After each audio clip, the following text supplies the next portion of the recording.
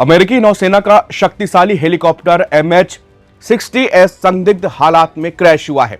America की तरफ से बयान में बताया गया कि अभी ऐसा नहीं लग रहा कि दुश्मन के हमले से हेलीकॉप्टर क्रैश हुआ है, लेकिन हम इसकी जांच कर रहे हैं। अभी ये एक्सीडेंट ही है। वहीं दूसरी तरफ कयास ये लगाया जा रहा है कि कहीं ईरान के हमले में तो हेलीकॉप्टर क्रैश नहीं हुआ। अमेरिकी नौसेना के MH-60S सीहॉक हेलीकॉप्टर ने बुधवार को अरब सागर में इमरजेंसी वाटर लैंडिंग की। हेलीकॉप्टर में सवार 4 क्रू मेंबर में से 3 को सुरक्षित बचाया गया, जबकि एक अभी भी लापता है। उसकी तलाश में नौसेना का सर्च ऑपरेशन जारी है।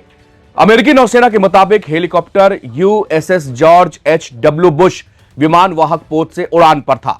इमरजेंसी लैंडिंग के बाद बचाए गए तीनों क्रू मेंबर्स की हालत फिलहाल स्थिर है।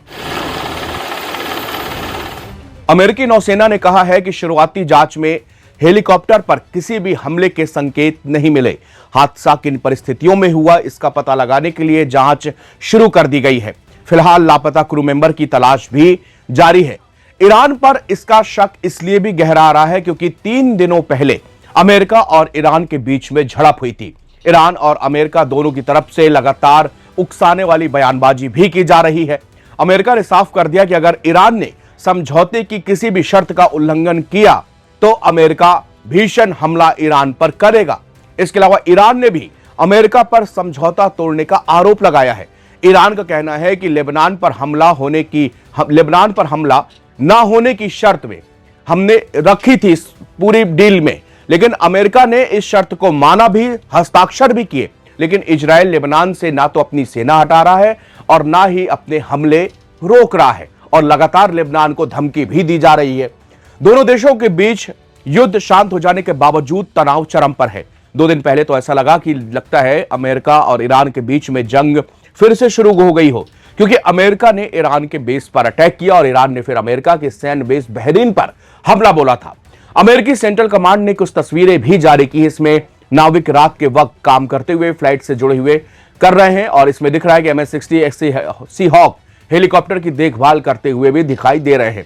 नेवल एयर सिस्टम्स कमांड के मुताबिक MH-60S सीहॉक अमेरिकन हेलीकॉप्टर का इस्तेमाल कई कामों के लिए किया जाता है। इसमें समुद्र में दुश्मन के जहाजों के खिलाफ कार्रवाई, सेना की मदद करना, प्राकृतिक आपदा में राहत पहुंचाना, कोई रेस्क्यू ऑपरेशन हो, युद्ध के दौरान लोगों को ढूंढकर बचाना और दूसरे तरह के रेस्क्यू ऑपरेशन में भी सीहॉक का इस्तेमाल किया जाता है। यह इमरजेंसी लैंडिंग और बचाव अभियान ऐसे वक्त पर हुआ है जबकि कुछ हफ्ते पहले ही ईरान ने हॉर्मुज स्ट्रेट के पास एक अमेरिकी अपाचे हेलीकॉप्टर को मार गिराया था।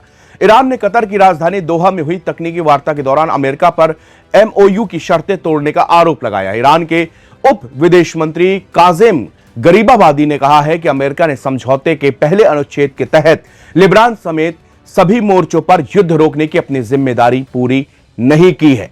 ईरान ने यह भी आरोप लगाया है कि अमेरिका पश्चिम एशिया में अपनी सैन्य मौजूदगी लगातार बढ़ा रहा है और उसके अधिकारी लगातार धमकी भरे बयान भी दे रहे हैं। जबकि पीस डील में तय हुआ था कि 24 घंटे के भीतर एक इमरजेंसी कम्युनिकेशन चैनल डेवलप किया जाएगा, जहां पर समझौते के उल्लंघन की शिकायतें आधिकारिक तौर पर दर्ज होंगी और उन पर समीक्षा की जाएगी। ईरान के उप विदेश मंत्री गरीबाबादी ने बहरीन में अमेरिका की अगुवाई में हुई क्षेत्रीय सुरक्षा बैठक को खारिज कर दिया। उन्होंने कहा कि हॉर्मुज स्ट्रेट ईरान के कंट्रोल में है, अमेरिकी सेंट्रल कमांड सेंटकॉम के कंट्रोल में यह नहीं आता। उन्होंने कहा कि अमेरिका की सैन्य मौजूदगी से नहीं बल्कि उसके क्षेत्र से हटने और देशों की संप्रभुता का सम्मान कराने से शांति आएगी। दरअसल बहरीन में सऊदी अरब, UAE, कतर, लेबनान और सीरिया समेत 12 देशों के सैन्य अधिकारियों ने बैठकर हॉर्मुज स्ट्रेट पे समुद्री व्यापार पूरी तरह से जैसे 28 फरवरी के पहले था उसी तरह सहमति जताई थी। लेकिन अमेरिका और ईरान दोनों लोग हॉर्मुज स्ट्रेट पर अपनी अपनी बादशाहत कायम करने की कोशिश कर रहे हैं।